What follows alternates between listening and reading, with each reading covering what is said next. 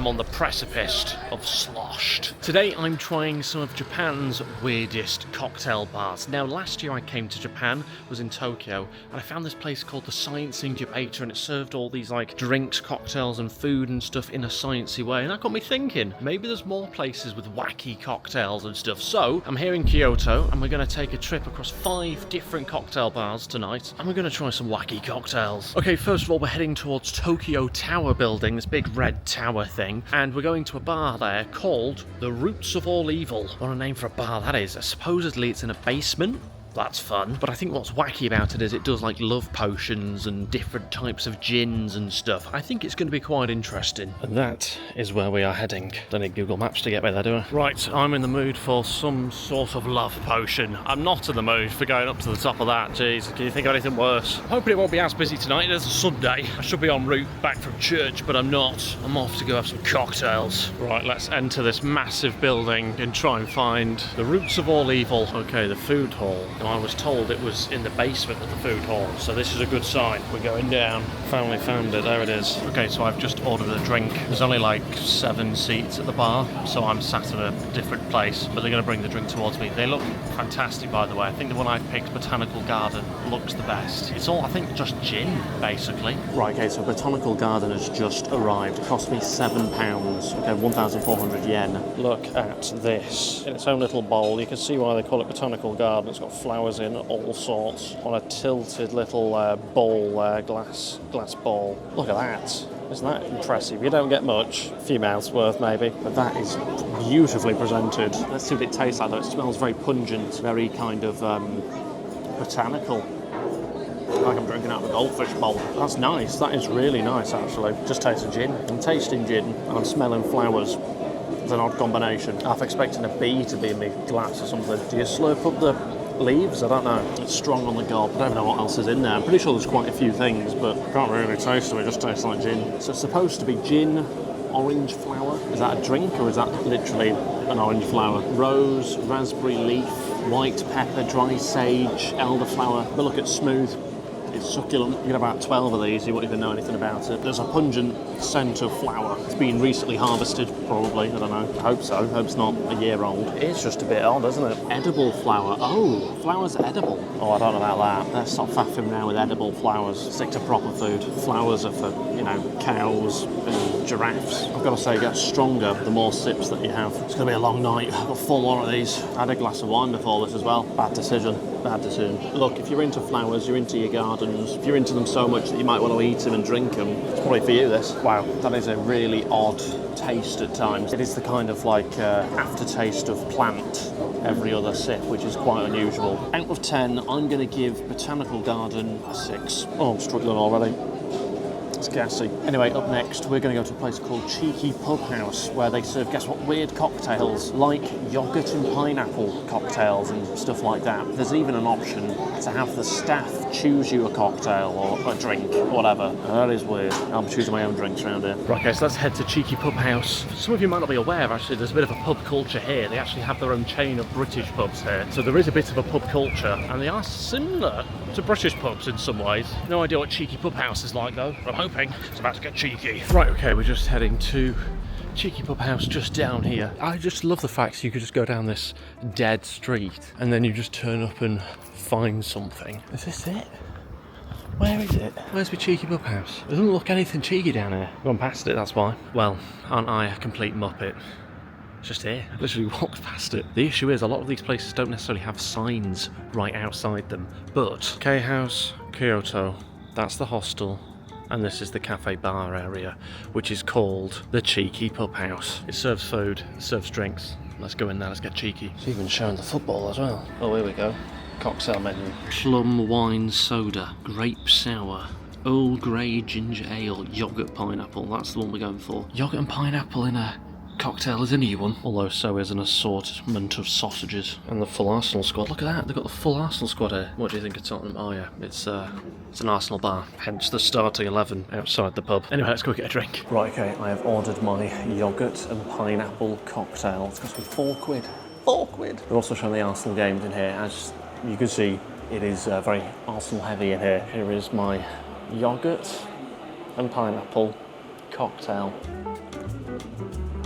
Oh my god, it works. Pineapple's lovely. I'm not really getting any yogurt. It looks like yogurt, doesn't it? It smells like lemon. That's gorgeous. The yogurt just takes all the punch out of the pineapple, so it's not super sweet. It doesn't make you go like that, you know, it's just nice. It's a nice pineapple flavour. The yogurt takes the heat out of it and turns it into a really drinkable cocktail. That's really refreshing, really nice. What's the booze in it though?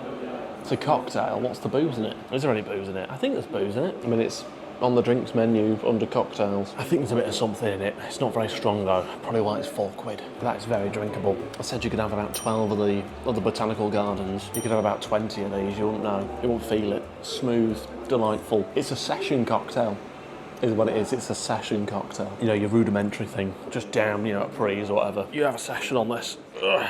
Proper man having a session on a cocktail. Oh Jesus. What's a plonker?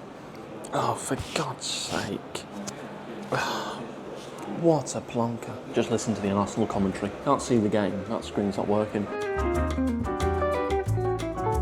It's all in Japanese. Impressive to have a Japanese programme or whatever it is for your club. That's pretty impressive. It is 3 years old, however. You can vape in here, but don't smoke. Have some respect. Have some respect. If it's fruity, you're fine. Oh, it's getting more yogurty as you get further down it. It's like an Actimel. Yagult. Is that what it's called? Yogurt? Yagult?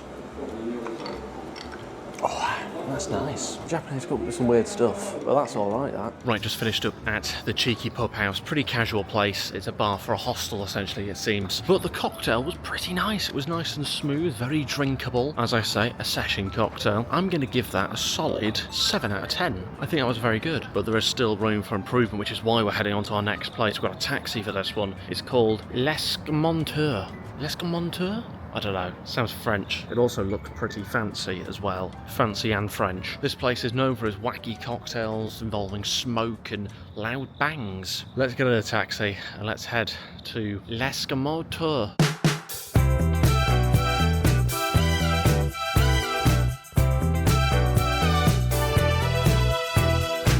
And there it is. I can see there's a bit of a queue, I think, outside as well. Okay, just queuing up. I'm next to go in. Hopefully I can go in. It's a lovely street, this one, by the way. Lovely lights and lamps and stuff. And fingers crossed, on the front of the queue. Poison and elixirs to be served here. Okay, so I picked my cocktail. I'm going for the one that bangs. It just says something alike, quite chaotic. Not many seats. Happy birthday to you. Happy birthday to you. I think mine's coming soon. Are you ready? I am ready. You sure? I think I'm ready. Oh, is it going to be a big, a big one? I really can't see anything. Oh, what's going to happen? Oh. You ready? Yeah, I think so. Yeah. I don't know. Yeah, me too, I don't know. Oh!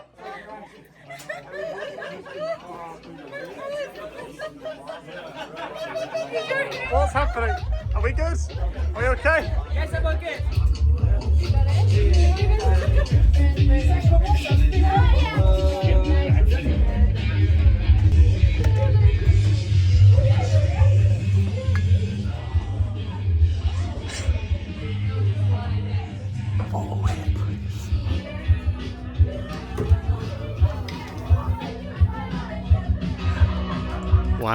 Wow, what a place that was. If there's one place to come to in Kyoto, bar-wise, check out that place. I think it does non-alcoholic cocktails as well. Absolutely incredible, great atmosphere in there, very tight bar, as a lot of these places are. Drink was fine, you know, the drink wasn't actually as amazing as the atmosphere, to be honest. The drink was probably like a 6 out of 10. The overall atmosphere and performance and the bar staff and everything. I mean, even things like the bookshelf that you push through to the toilets, probably like a 9 out of 10, that side of things. Really incredible place is that. I told you I was going to take you to some weird cocktail places. That's probably been the weirdest one so far. Bangs, you got fire, smoke, loads of different cocktails. You can also just get normal cocktails as well, but if you're going somewhere like that, don't get a normal one, get one that bangs and that could blind you. Pretty cool place anyway. I was pretty impressed with that. Didn't stay for long. It's only a cramped place and we've got other places to go. Like, for example, a place called Bar Alchemist. Now, what is weird about this place? Well, apparently it's got a hidden door, similar to what we saw with the toilets situation in the last place, except I think it's a hidden door to actually just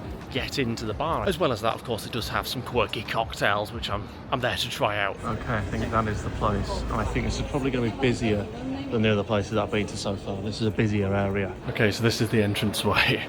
And as you can see, this is literally it. No one comes to greet you or anything like that. You have to push your way through.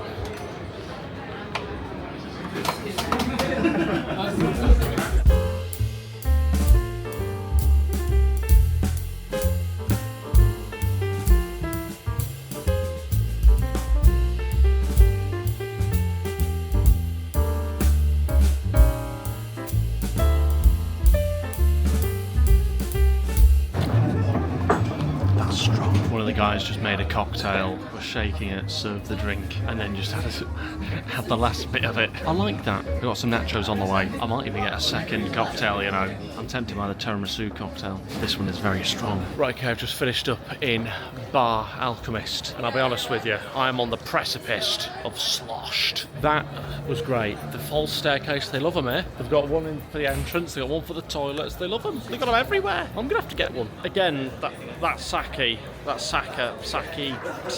was strong.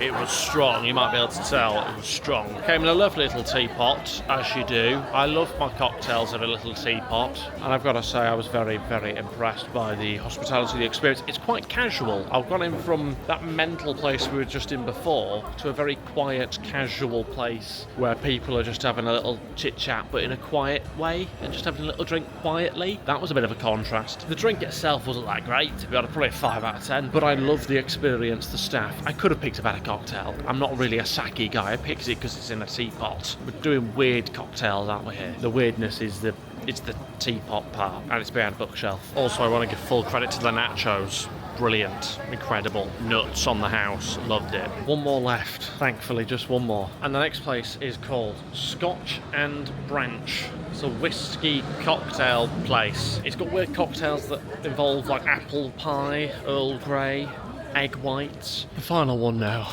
We're nearly there, walking to the last one. There's loads of bars and pubs and stuff around here. You don't really think of the Japanese as being big drinkers, but they are. That and karaoke as well. Cultural insight for you here. Scotch and Branch. This is what I mean though, it's quite strange in that you can have multiple different places in the same building and you have to go from floor to floor to get to them. That's Japan. Let's head in, let's see what it's like. And look at this, this is the door, this is the entryway. Look. Scotch and Branch, you've got to go through a London telephone box. I think we're welcome in here. We must be. The cultural impact of the UK.